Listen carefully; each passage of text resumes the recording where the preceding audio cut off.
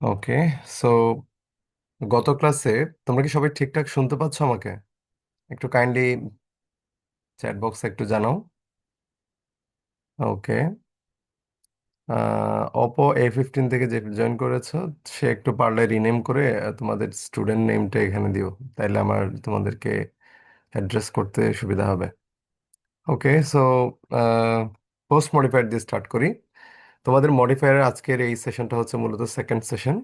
তো এই সেকেন্ড সেশনটা আমরা আলোচনা করব পোস্ট মডিফায়ার নিয়ে। গত ক্লাসে প্রি মডিফায়ার নিয়ে আমি আলোচনা করেছিলাম, আর আজকে হলো পোস্ট মডিফায়ার।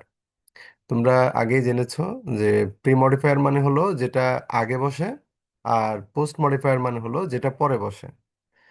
যেমন দেখো এখানে একটা example, the boy will explain everything. এখানে বয়কে মডিফাই করার জন্য আমাকে যদি কোনো একটা অ্যাডজেক্টিভ বসাতে বলে বা একটা অ্যাডজেক্টিভ ফ্রেজ যদি বসাতে বলে, তো সেটা কিন্তু যে নাউনকে মডিফাই করবে নাউনের পরে এখানে বসতেছে, অর্থাৎ যে শূন্যস্থান সেটা হচ্ছে ওই নাউনটার পরে। তো যেহেতু আমি মডিফায়ারটা পরে বসাচ্ছি, তাই এটা হচ্ছে পোস্ট মডিফায়ার। কেমন? আর এর আগের ক্লাসে আমরা যেটা পেয়েছিলাম সেটা ছিল প্রি মডিফায়ার। সেক্ষেত্রে বয়ের পূর্বে শূন্যস্থান থাকবে, তখন আমরা ওটাকে বলি প্রি মডিফায়ার। ওকে। তো এই পোস্ট মডিফায়ারের প্রত্যেকটা ক্ষেত্রেই মনে রাখবা, যদি বলেন ভার্বকে মডিফাই করতে, সেক্ষেত্রেও ভার্বের পরে থাকবে শূন্যস্থান। নাউনকে মডিফাই করতে বললে সেখানেও সেম কেস। অ্যাডজেক্টিভকেও মাঝে মাঝে মডিফাই করতে হতে পারে। তো এই ধরনের পোস্ট মডিফায়ারগুলা এক কথায় এগুলো শেষেই বসে বা পরে। সো এখন প্রশ্ন হচ্ছে পোস্ট মডিফায়ার আসলে কয় রকমের। যেমন তোমাদের মনে আছে নিশ্চয়ই গত ক্লাসের যে রিভিউ, সেটা যদি এখন আমি বলতে যাই, তাহলে প্রি মডিফায়ারের মধ্যে আমরা অ্যাডজেক্টিভ পেয়েছিলাম, পার্টিসিপল পেয়েছিলাম, ইন্টেন্সিফায়ার পেয়েছিলাম, ডিটারমিনার পেয়েছিলাম। সো পোস্ট মডিফায়ারের মধ্যে কি আসলে নতুন কিছু আসবে? দুই একটা নতুন, বাকিগুলো কিন্তু পুরাতন আইটেম। যেমন অ্যাডজেক্টিভ তোমরা এটা জানো অলরেডি, অ্যাডভার্ব তোমরা অলরেডি জানো। সো এগুলাও এখানে পোস্ট মডিফায়ারের মধ্যে চলে আসে। আর নতুন যে কয়েকটা আছে সেটা আমি বলবো একটু পরে। সো প্রথমে অ্যাডজেক্টিভ দিয়ে শুরু করি, অ্যাডজেক্টিভ কিংবা অ্যাডজেক্টিভ ফ্রেজ দিয়ে স্টার্ট করব। যেমন the boy will explain everything, এর অর্থ হচ্ছে ছেলেটি সবকিছুই ব্যাখ্যা করবে।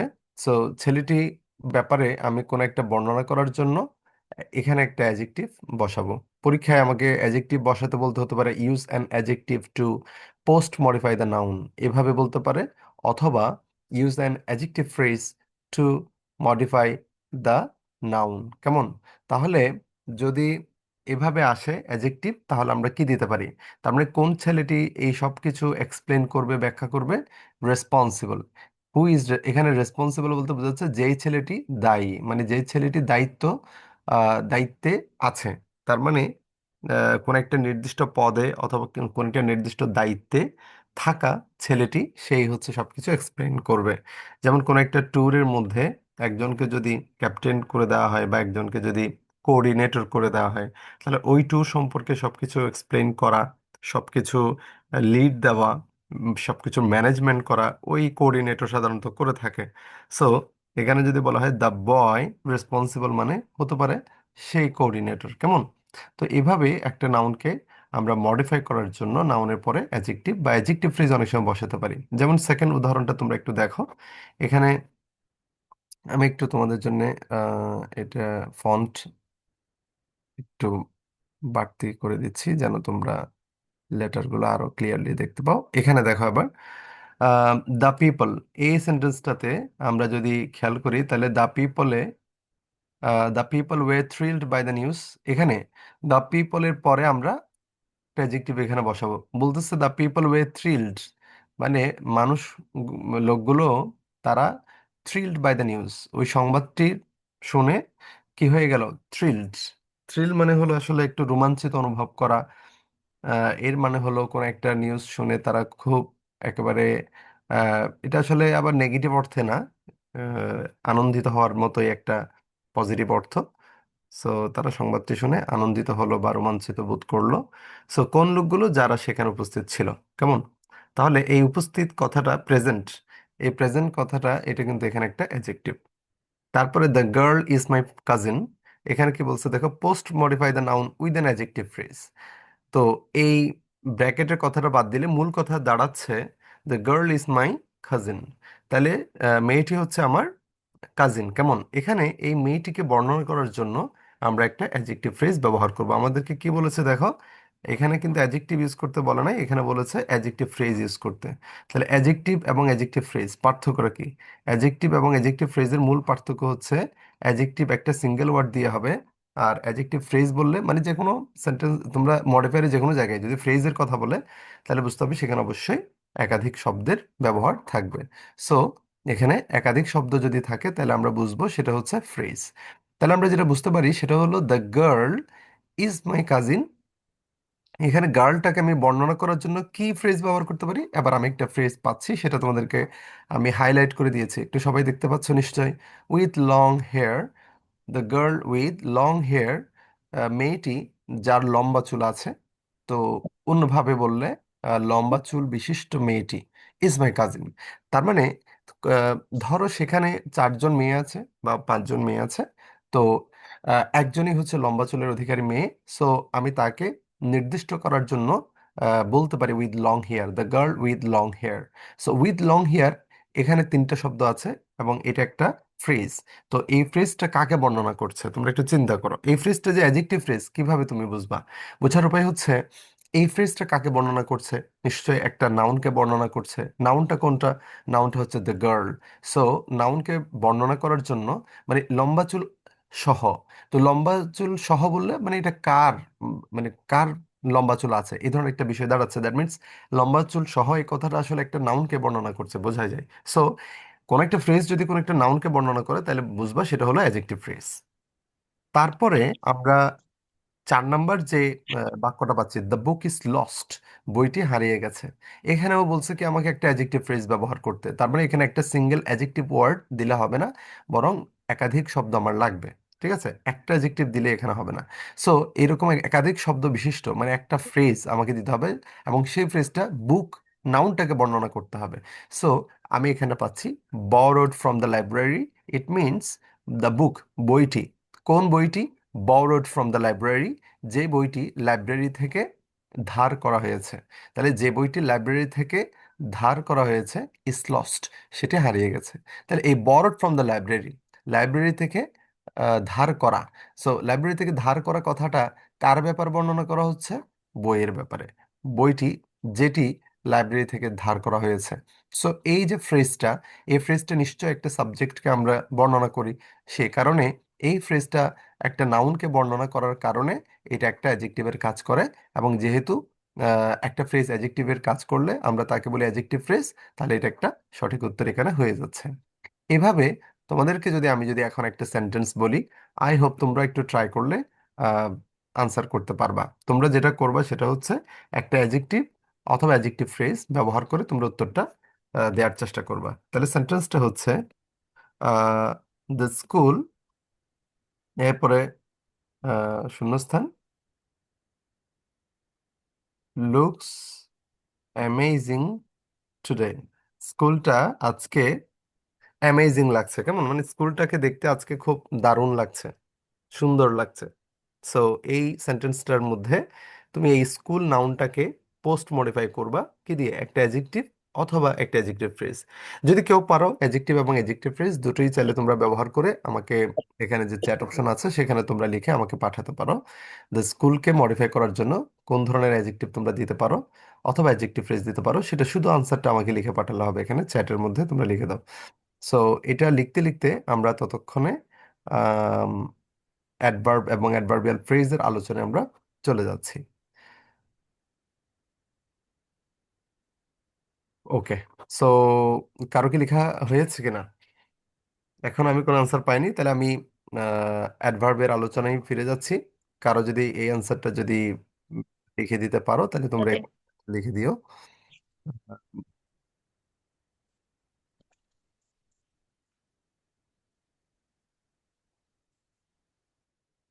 ওকে, সো অ্যাডভার্বের আলোচনাটা একটু দেখা যাক আবার। অ্যাডভার্বের ক্ষেত্রে মূলত অ্যাডভার্বের কাজ কি সেটা একটু আগে বলি। অ্যাডভার্ব হচ্ছে মূলত কোনো একটা ভার্বকে মডিফাই করা, আর অ্যাডজেক্টিভকে মডিফাই করা হতে পারে। যেমন কেউ যদি বলে হি টক্স, সে কথা বলে, জোরে কথা বলে, তাহলে কিভাবে কথা বলে? উত্তরে হলো জোরে। আমরা ইংলিশ করব কি, হি টক্স লাউডলি, হি স্পিক্স লাউডলি। আবার আমি যদি বলি সে ধীরে ধীরে কথা বলে, তাহলে হি টক্স স্লোলি।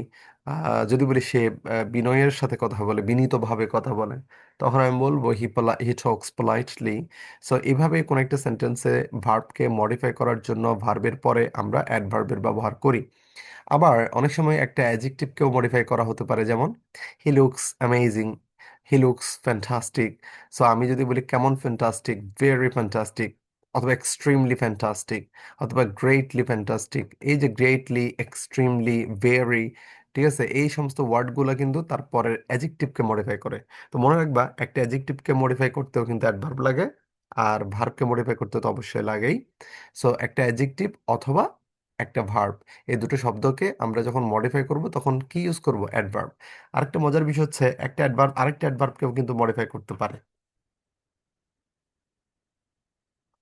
তাইলে এটা অ্যাডজেক্টিভকে মডিফাই করতে পারে, ভার্বকে মডিফাই করতে পারে, এমনকি আরেকটা অ্যাডভার্বকেও মডিফাই করতে পারে। বুঝতে পেরেছো? তাহলে মডিফাইস, তার মানে এই অ্যাডভার্ব অথবা অ্যাডভার্বিয়াল ফ্রেজ একটা অ্যাডজেক্টিভকে মডিফাই করতে পারে, ভার্বকে মডিফাই করতে পারে, অথবা আরেকটা অ্যাডভার্বকেও মডিফাই করতে পারে। এটা আমি মার্কিং করে দিলাম তোমাদের বোঝার সুবিধার্থে, দেখছো? তো এখন দেখো, রবীন্দ্রনাথ ঠাকুর ওয়েন্ট টু স্কুল, এই সেন্টেন্সটা আমরা একটু সলভ করব। বলতেছে রবীন্দ্রনাথ ঠাকুর ওয়েন্ট টু স্কুল। রবীন্দ্রনাথ ঠাকুর তিনি স্কুলে গিয়েছিলেন। কোন বয়সে, কিভাবে গিয়েছিলেন? আচ্ছা, আরেকটা কথা বলি। ভার্ব, ভার্ব এরকম যদি দেওয়া থাকে, এবং যদি বলা হয় পোস্ট মডিফাই দ্য ভার্ব, মানে ভার্বটাকে তোমরা পোস্ট মডিফাই করবে একটা অ্যাডভার্ব দিয়ে। সো এই অ্যাডভার্বটা আসলে তোমরা শূন্যস্থানটা পাওয়ার জন্য ওয়ার্ডটা তো তোমাদের বাংলায় খুঁজে নিতে হবে, ঠিক না? তো অনেকে হয়তো অ্যাডভার্ব দেখলে চিনো, কিন্তু নতুন করে তুমি অ্যাডভার্বটা কিভাবে লিখবা নিজ থেকে, তো নিজের মাথায় বা ব্রেনে তোমাদের ওই অ্যাডভার্ব ওয়ার্ডটা হয়তো অনেক সময় আসে না। মানে কোন শব্দ দিতে পারে এখানে, কোনটা না কোনটা দিব, এই ধরনের তোমাদের মাথায় কিন্তু অনেক সময় আসে না। তো সেটার উত্তর হচ্ছে, তুমি এরকম যদি কোনো ভার্বকে মডিফাই করতে বলে, তখন তুমি সেই ভার্বটাকে তিনটা প্রশ্ন করবা।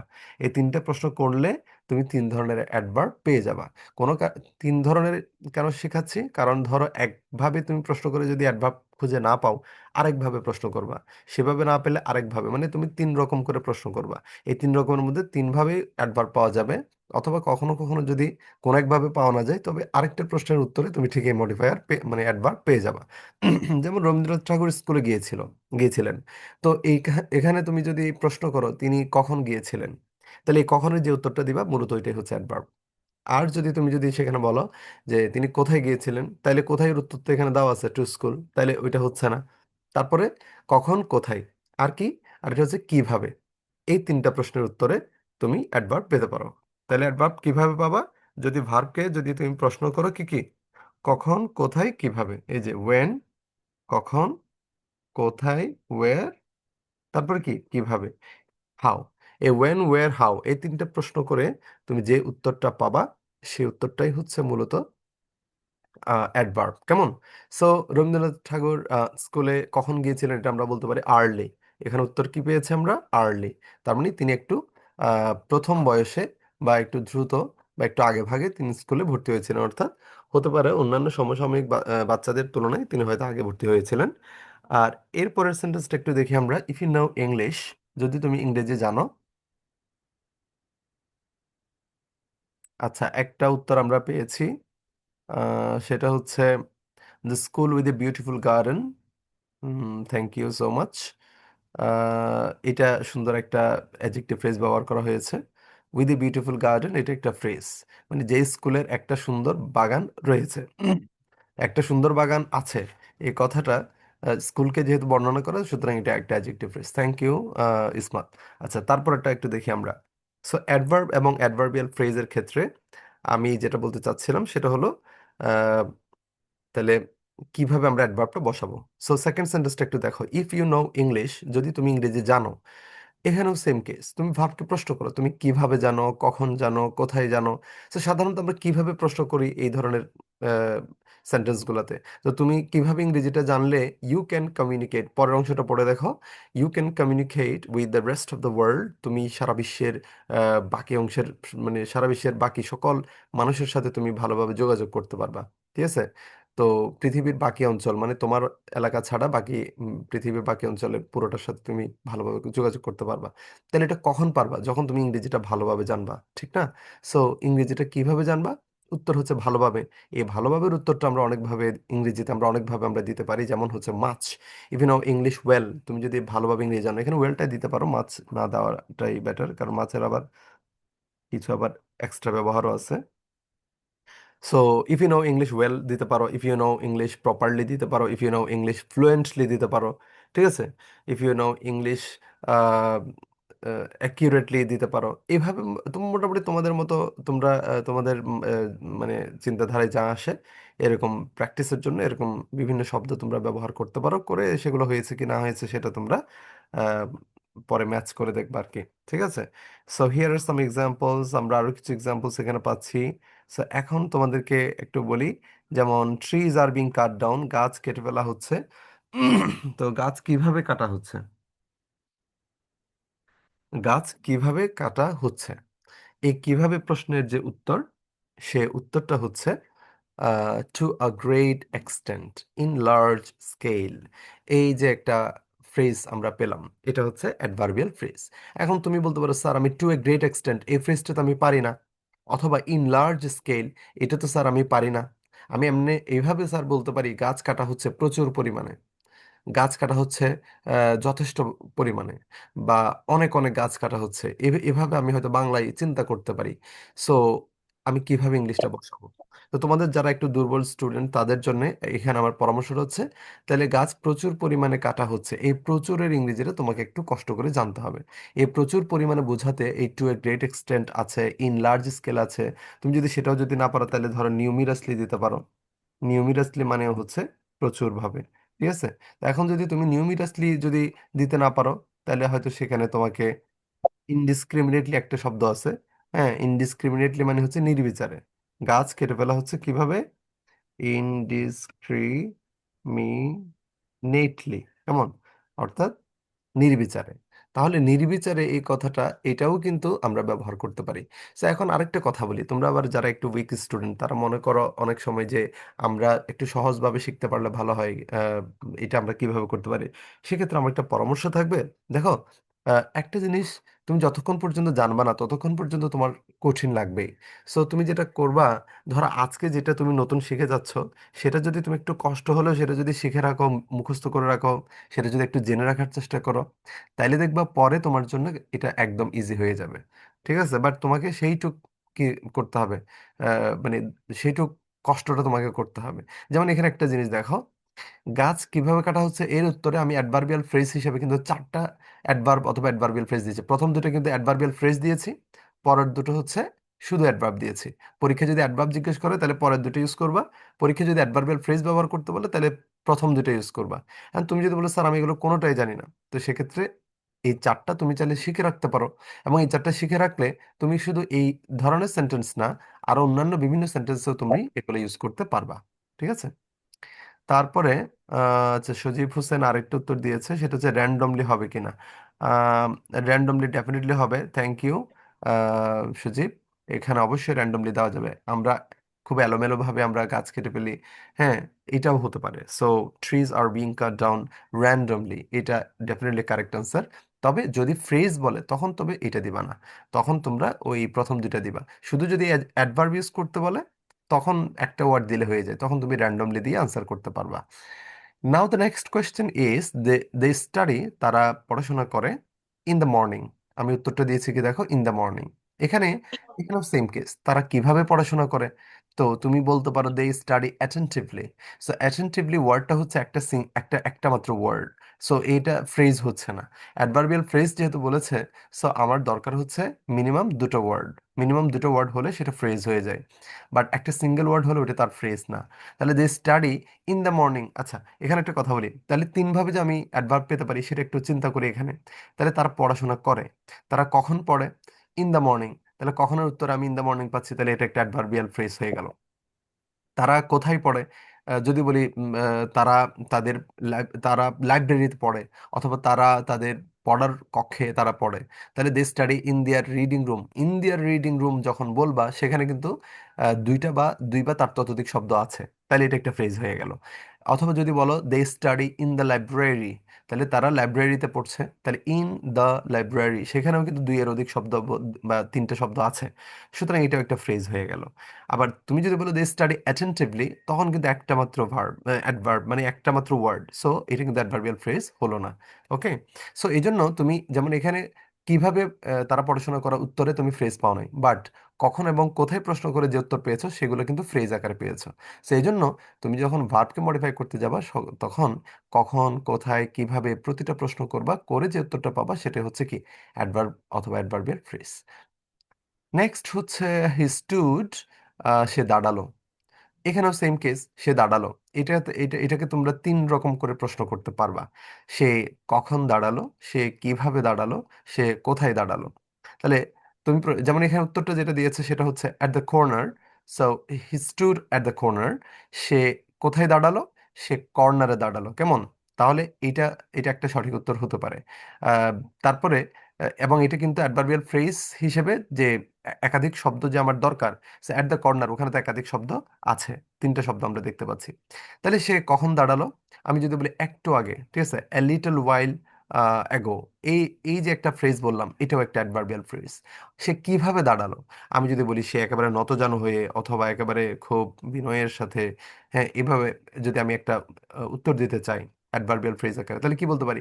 যেমন আমি যদি বলি বিনয়ের সাথে, এটা তো পলাইটলি বললে হয়ে যায়, হি স্টুড পলাইটলি।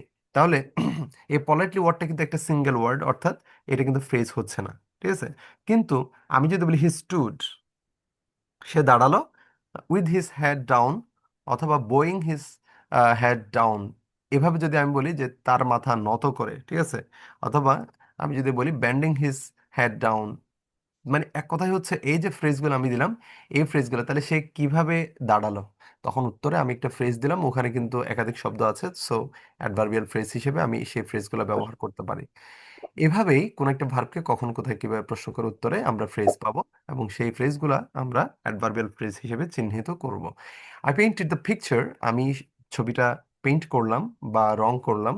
এখানেও সেম কেস, কিভাবে করলাম, তাহলে বলতে পারো তুমি মনোযোগ দিয়ে করলাম, তাহলে তখন একটা ওয়ার্ড অ্যাটেন্টিভলি। বাট যেহেতু ফ্রেজ দরকার, আমি দিতে পারি উইথ গ্রেট কেয়ার, অর্থাৎ আমি অনেক যত্নের সাথে এই পিকচারটা পেইন্ট করলাম। কেমন? সো এটা একটা adverbial phrase. Next one is he missed the party, say party miss করেছে। সো কেন করেছে? তো এখানে আমি কারণ বোঝানোর জন্য বিকজ অফ হিজ ইলনেস দিলাম। তো এখানে একটা কথা মনে রাখবা, সেটা হলো বিকজ অফ দিয়ে যদি কোনো ফ্রেজ থাকে, তখন সেটা কিন্তু অ্যাডভার্বিয়াল ফ্রেজ হয়, ঠিক আছে। এবং এক্ষেত্রে আরো কয়েকটা ওয়ার্ড তোমাদেরকে বলে রাখি, because of, due to, on account of, owing to, এই সমস্ত ফ্রেজগুলো দিয়ে যদি কোনো ওয়ার্ড যুক্ত করে তোমরা কোনো ফ্রেজ তৈরি করো, সেগুলো সাধারণত অ্যাডভার্বিয়াল ফ্রেজের কাজ করে। ও, আরো কয়েকটা বলি, ডেসপাইট এবং ইনস্পাইট অফ এর যে ফ্রেজগুলো আছে, এই ফ্রেজগুলোও অ্যাডভার্বিয়াল ফ্রেজের কাজ করে। সো এখন পর্যন্ত কি এটা ক্লিয়ার তোমাদের? তাহলে আমরা কি কি জানলাম? অ্যাডজেক্টিভ এবং অ্যাডজেক্টিভ ফ্রেজ, অ্যাডভার্ব এবং অ্যাডভার্বিয়াল ফ্রেজ, এই দুটো জিনিস আমরা ভালো করে জানলাম। আই হোপ তোমরা সবাই বুঝতে পেরেছো। যদি কেউ বুঝতে না পারো, তাহলে আমাকে মেসেজ করে বা চ্যাটে তোমরা জানাও। আর 3 নম্বরে আমরা এখন চলে আসবো প্রেপোজিশনাল ফ্রেজ। তো সবাই আশা করি দেখতে পাচ্ছ প্রেপোজিশনাল ফ্রেজ।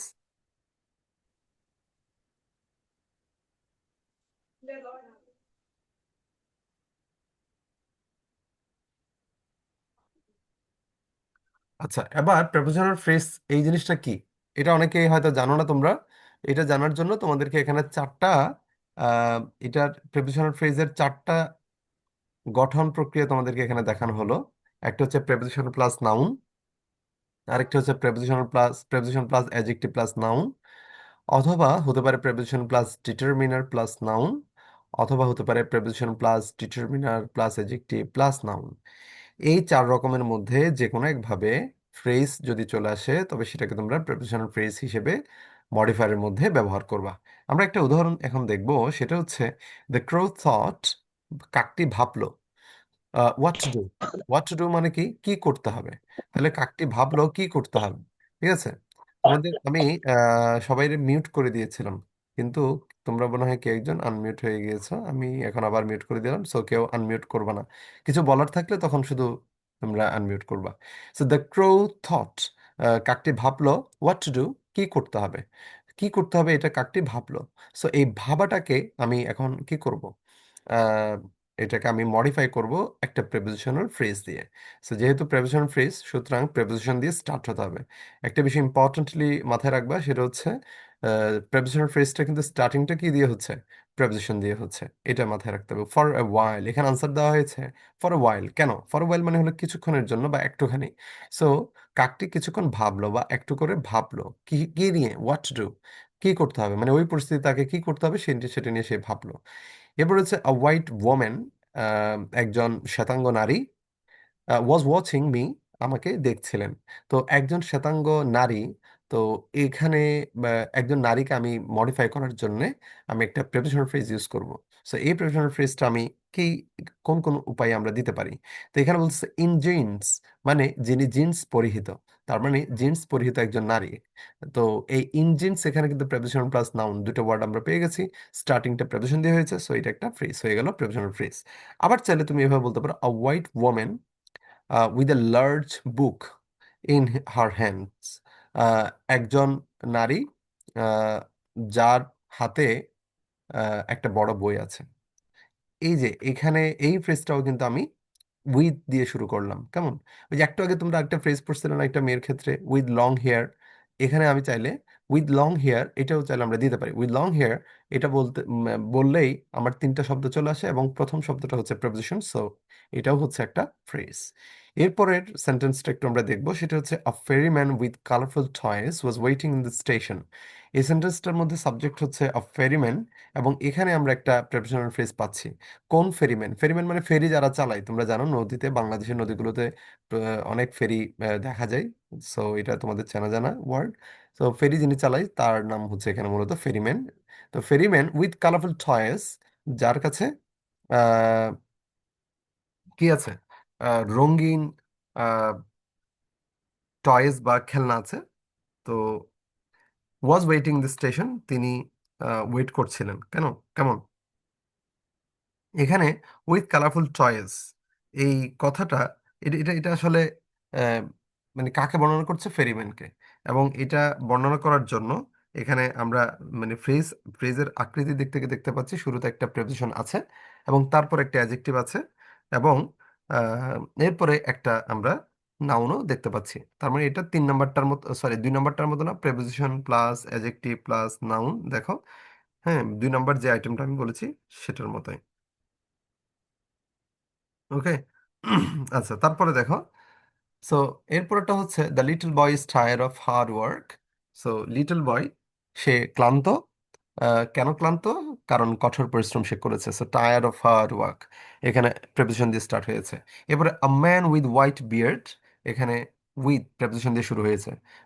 এবং উইথ বলতে এরকম কোনো নাউনের পরে সাধারণত উইথ থাকা মানে হচ্ছে মূলত ওই নাউনের আছে বোঝাবে। ঠিক আছে, আ ম্যান উইথ হোয়াইট বিয়ার্ড মানে লোকটি যার আছে হোয়াইট বিয়ার্ড, হ্যাঁ, সাদা দাড়ি, কেম হিয়ার, সে এখানে এসেছিল গতকালকে। Riman is a man of great honour, Riman হচ্ছে একজন ব্যক্তি, কেমন ব্যক্তি, অফ গ্রেট অনার, হ্যাঁ, অনেক সম্মানের ব্যক্তি। ঠিক আছে, সো এটা গেল। তারপর আমরা 4 নম্বর, পোস্ট মডিফাই করার জন্য আমরা আরেকটা আইটেম পাই, সেটার নাম হচ্ছে রিলেটিভ ক্লজ। অনেকেই তোমরা রিলেটিভ ক্লজ বা অ্যাডজেক্টিভ ক্লজ এটা চেনো না। এটা চেনার জন্য আমি তোমাদেরকে, যদি তোমরা মনোযোগ দাও, জাস্ট একটা মিনিট ভালো করে মনোযোগ দিলে এটা 1 মিনিটে শিখে যেতে পারবা, নাইলে কিন্তু এটা কিন্তু অনেক ঝামেলায় পড়বা। এটা হলো, যদি কোন একটা নাউনের পরে আমরা কয়েকটা কমন ওয়ার্ড আছে, হু, হুইচ, হোয়াট। হোয়াট সাধারণত একটু আমরা কম ইউজ করি কোনো নাউনকে সরাসরি বোঝানোর জন্য। মানে যে নাউনটা সেন্টেন্সের মধ্যে উপস্থিত থাকে সেই নাউনকে বোঝানোর জন্য আমরা হোয়াট ব্যবহার করি না, এটা একটু মাথায় রাখবা। তবে হু, হুম, হুইচ এগুলো আমরা বেশিরভাগ ক্ষেত্রে ব্যবহার করি। দ্যাট ব্যবহার করি আমরা, ঠিক আছে। এখানে যদিও দ্যাটটা ব্যবহার করা হয়নি বা দ্যাটটা দেওয়া হয়নি, তো আমি সেই জন্য এখানে দ্যাটটা একটু ইনক্লুড করে দিচ্ছি। সো এই যে ওয়ার্ডগুলা, বিশেষ করে আমি তোমাদেরকে একটু ইম্পর্টেন্টলি বলবো, হু, হুম, ঠিক আছে, এই ওয়ার্ডগুলো তোমরা প্রায় সময় দেখবা। এগুলা, এই যে এই ওয়ার্ডগুলাই সাধারণত বেশিরভাগ ব্যবহৃত হয়। ঠিক আছে, এগুলো একটু তোমরা খেয়াল রাখবা। ওকে, এইগুলো একটু বেশিরভাগ সময় ব্যবহার করা হয়। সো এই ওয়ার্ডগুলো দিয়ে যদি কোনো একটা ক্লজ আসে, এর মানে হলো, আমি একটু ক্লিয়ার করি। যেমন ধর, আই স দা বয়, আমি ছেলেটিকে আমি দেখেছিলাম। সো এই ছেলেটির ব্যাপারে আমি বর্ণনা করার জন্য যদি একটা হু নিয়ে আসি, যেমন হু ওয়াজ ইয়োর ফ্রেন্ড, যে তোমার বন্ধু ছিল, অথবা হু অ্যাচিভড এ গ্রেট প্রাইজ, যে একটা দারুণ পুরস্কার জিতেছিল, তাকে আমি দেখেছিলাম। এরকম কোন একটা নাউনকে বর্ণনা করার জন্য ওই নাউনের পরে হু, অথবা এটা যদি বস্তুবাচক নাউন হয় তাহলে হুইচ, অনেক সময় দ্যাট চলে আসে, তারপর অথবা হুম চলে আসে। এই ধরনের কোনো নাউনকে বর্ণনা করার জন্য নাউনের পরে হু, হুইচ, দ্যাট, হুম এই টাইপের কোনো ওয়ার্ড যদি চলে আসে, এবং তারপরে একটা যদি মেইন ভার্ব প্লাস অবজেক্ট, এভাবে যদি একটা বাক্যের মতো করে একটা ক্লজ যদি চলে আসে, তখন এই ক্লজটাকে আমরা বলি রিলেটিভ ক্লজ বা অ্যাডজেক্টিভ ক্লজ। এটাকে রিলেটিভ ক্লজও বলতে পারবা, আর অ্যাডজেক্টিভ ক্লজও বলতে পারবা। যেমন আই স দ্য বয়ের পরে কি দেওয়া হয়েছে, who was going to the market, যে হচ্ছে মার্কেটে যাচ্ছিল। আবার দে ক্লিন দ্য রুম, তারা রুমটা পরিষ্কার করলো। এখানে রুম সম্পর্কে তাহলে এরকম একটা কথা তুমি বলো, তাহলে কি বলবা? যে তারা রুমটা পরিষ্কার করলো, হুইচ, যেটা, যেটা কি ছিল, which was filled with dirt, যেটা ময়লায় পরিপূর্ণ ছিল। ঠিক আছে, মানে যে রুমটাতে প্রচুর পরিমাণের ময়লা ছিল। এবার হলো 7 AM ইজ দ্য টাইম, সাতটা, 7টা বাজে, সকাল 7টা সময়টা হলো এমন একটা সময়, ওয়েন উই ওয়েক আপ, যখন আমরা ঘুম থেকে উঠি। সো এই টাইম 7 AM এমন একটা টাইম, এই টাইমটাকে বর্ণনা করছে। এটা কেমন time? When we wake up, যখন আমরা উঠি। আবার Dhaka is the place, Dhaka হচ্ছে এমন একটা স্থান, ওয়ের আই ওয়াজ বর্ন, যেখানে আমি জন্মগ্রহণ করেছিলাম। সো এখানে ওয়ের আই ওয়াজ বর্ন, যেখানে আমি জন্মেছিলাম, এটা কার ব্যাপারে বলতেছে? এই প্লেসের ব্যাপারে। তাহলে এরকম কোন একটা নাউনের ব্যাপারে বর্ণনা করার জন্য নাউনের পরে যদি এরকম who, which, what, that, whom, when এই ধরনের যদি ওয়ার্ডগুলো যদি চলে আসে, এবং তারপরে সাবজেক্ট এবং ফাইনাইট ভার্ব যদি ঠিক থাকে, তাহলে এটা একটা সম্পূর্ণ রিলেটিভ ক্লজ, অথবা সঠিক একটা অ্যাডজেক্টিভ ক্লজ। ওকে, তোমরা এগুলো ইউজ করবা। এরপরে পার্টিসিপলের ব্যবহার অলরেডি আমি গত ক্লাসে তোমাদেরকে বলেছিলাম, আশা করি তোমাদের মনে আছে। একটা প্রেজেন্ট পার্টিসিপল বেশিরভাগ সময় ব্যবহার করা হয় ভার্বের আইএনজি, আর একটা হচ্ছে পাস্ট পার্টিসিপল, যেটা হচ্ছে ভার্বের পাস্ট পার্টিসিপল নর্মালি যেরকম সেরকমই। আর প্রেজেন্ট পার্টিসিপল অনেক সময় শুধু প্রেজেন্ট পার্টিসিপল বললে আমরা একটা মাত্র ভার্বের আইএনজি দিয়ে আনসার করে দিতে পারি। আর যদি প্রেজেন্ট পার্টিসিপল ফ্রেজ বলে, তখন আমরা ভার্বের আইএনজি দিলে হবে না, সঙ্গে আরো একটা বা একাধিক শব্দ দিতে হবে। যেমন রিডিং অ্যাট জাহাঙ্গীরনগর ইউনিভার্সিটি, এখানে ভার্বের আইএনজিও আছে, আবার এক্সট্রা ওয়ার্ডও আছে। সো এটা হচ্ছে ফ্রেজ, আর মানে পার্টিসিপিয়াল ফ্রেজ। আর এটা হচ্ছে শুধু পার্টিসিপল, কামিংটা হচ্ছে শুধু পার্টিসিপল। এরপরে আমরা পাস্ট পার্টিসিপলে যে পাস্ট পার্টিসিপল দেখতে পাচ্ছি, তোমরা অলরেডি গত ক্লাসে দেখেছো পাস্ট পার্টিসিপলের ব্যবহার। পারফেক্ট পার্টিসিপল আমি গত ক্লাসে তোমাদেরকে দেখিয়েছিলাম, সেটা হচ্ছে হ্যাভিং প্লাস ভার্বের পাস্ট পার্টিসিপল। তারপরে ইনফিনিটিভ, গত ক্লাসে কিন্তু আমি তোমাদেরকে ইনফিনিটিভও আলোচনা করেছিলাম। সো আই হোপ তোমাদের এটা মনে আছে নিশ্চয়ই, তাই না? সো এইটা একটু মাথায় রাখবা। টু প্লাস ভার্বকে আমি বলেছিলাম ইনফিনিটিভ, আর ইনফিনিটিভ ফ্রেজ বললে আমি বলেছিলাম টু প্লাস ভার্বের পরে আরো একটা বা দুইটা ওয়ার্ড দিয়ে ইনফিনিটিভ ফ্রেজ তোমরা করে নিতে পারবা। শুধু একটা জিনিস তোমাদের পড়ানো বাকি ছিল, আই হোপ, লাস্ট, এই জিনিসটা হচ্ছে অ্যাপোজিটিভ। তো সবাই এটা একটু খেয়াল করো, এটাও তোমরা 1 মিনিট মনোযোগ দিলে এটা এখন শিখে যেতে পারবা। What is appositive? অ্যাপোজিটিভ মানে হলো কি জানো, তুমি কোন একটা, এই যে একটু আগে তুমি একটা নাউনকে বর্ণনা করার জন্য হু ওয়াজ কামিং টু মার্কেট, এই ধরনের একটা হু বা হুইচ দিয়ে তোমরা একটা ক্লজ ব্যবহার করছো না? তো এখানে হু অথবা হুইচ এটা বাদ দিয়ে শুধু যদি সংক্ষেপে যদি তুমি বর্ণনা করো কোন একটা নাউনকে, তাহলে সেটা হচ্ছে অ্যাপোজিটিভ। কিভাবে? ধরো, এই যে একটা উদাহরণ আমি দেখি, এই যে নজরুল, কমা, এরপরে এখানে আরেকটা কমা, তাহলে দুইটা কমার মাঝখানে তুমি নজরুলকে নিয়ে একটা বর্ণনা করবা। তবে বর্ণনাটা কি দিয়ে করবা? আগের মতো হু হুইচ দিয়ে না, একটা ফ্রেজ আকারে। এমনিতে একটা ফ্রেজ, ফ্রেজ মানে কি? ধরো একটা অ্যাডজেক্টিভ একটা নাউন, এটা একটা ফ্রেজ, অথবা একটা ডিটারমিনার প্লাস একটা অ্যাডজেক্টিভ প্লাস একটা নাউন, এটা একটা ফ্রেজ। এরকম একটা ফ্রেজ দিয়ে যদি তুমি সেন্টেন্সের শুরুতে কোনো নাউনকে বা কোনো প্রনাউনকে যদি তুমি বর্ণনা করো, তবে সেটা হচ্ছে একটা অ্যাপোজিটিভ। আবার তুমি যদি হু দিয়ে বর্ণনা করো, তাহলে কিন্তু অ্যাপোজিটিভ হবে না। তখন কি হবে বলো তো? একটু আগে জেনেছো, হু বা হুইচ অথবা দ্যাট দিয়ে যদি বর্ণনা করো, তাহলে সেটা হয়ে যাবে অ্যাডজেক্টিভ ক্লজ অথবা রিলেটিভ ক্লজ। আর যদি তুমি হু হুইচ দ্যাট বাদ দিয়ে তুমি যদি এটা শুধু ওই অ্যাডজেক্টিভ প্লাস নাউন বসায় দাও, তাহলে সেটা হয়ে যাবে অ্যাপোজিটিভ। তাহলে যেমন কাজী নজরুলের ব্যাপারে যদি আমি বলতে যাই, তাহলে নজরুলকে আমি অনেকভাবে বলতে পারি একজন মেধাবী কবি। তাহলে এ মেরিটোরিয়াস পয়েট। আমি চাইলে এভাবেও তো বলতে পারি নজরুল হু ওয়াজ আ মেরিটোরিয়াস পয়েট, অথবা হু ওয়াজ আ ব্রিলিয়ান্ট পয়েট। সেভাবে যদি আমি বলি, তাহলে এটা কিন্তু একটা ক্লজ হয়ে যাচ্ছে। আর আমি হু ওয়াজ না বলে শুধু যদি বলি নজরুল কমা আ ব্রিলিয়ান্ট পয়েট, তখন সেটা হয়ে যাবে একটা অ্যাপোজিটিভ। যেমন এখানে কি বলেছে, Nazrul comma the national poet, তিনি আমাদের জাতীয় কবি তো, তাই আমি দ্য ন্যাশনাল পয়েট এটা বলতে পারি। তাহলে এখানে তিনটা শব্দ আছে, এই তিনটে শব্দ দিয়েই একটা অ্যাপোজিটিভ হয়ে গেল। অ্যাপোজিটিভের জন্য শর্ত হচ্ছে মিনিমাম দুইটা শব্দ, অর্থাৎ এটা একটা ফ্রেজ আকারে আসে সাধারণত। এই জন্য তোমরা অবশ্যই চেষ্টা করবে অ্যাপোজিটিভ ফ্রেজ আকারে ব্যবহার করার জন্য। যদিও নাউন হিসেবে মানে সিঙ্গেল ওয়ার্ড হিসেবেও আমরা কিছু উদাহরণ হঠাৎ হঠাৎ দেখি, বাট তোমাদের জন্য আমি পরামর্শ দিব তোমরা এটা ফ্রেজ আকারে ব্যবহার করবা। আওয়ার রিবেল পয়েট,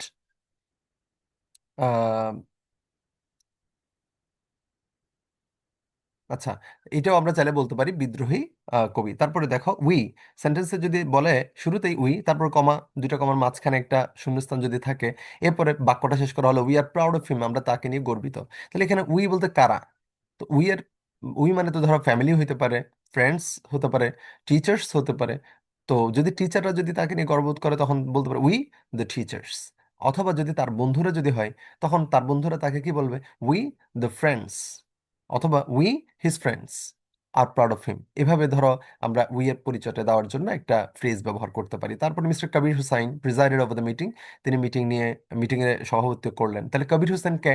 তার বর্ণনা দিচ্ছে আর হেডমাস্টার, আমাদের প্রধান শিক্ষক। এটা হচ্ছে কবির হোসেনের পরিচয়। রবীন্দ্রনাথ ঠাকুর ওয়াজ বর্ন, তিনি জন্মেছিলেন 1861 সালে। তো শূন্যস্থান যদি পরীক্ষা থাকে, তাহলে আমরা কি দিতে পারি, আ গ্রেট পয়েট।